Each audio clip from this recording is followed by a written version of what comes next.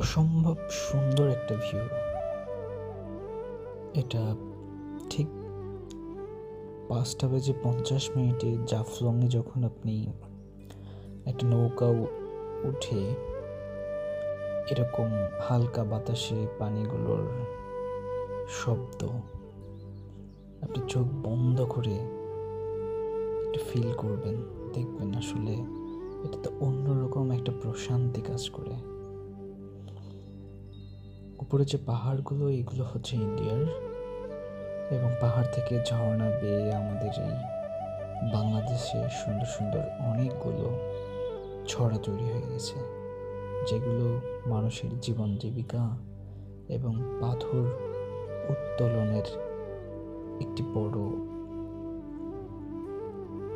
কর্মযজ্ঞ তৈরি করে।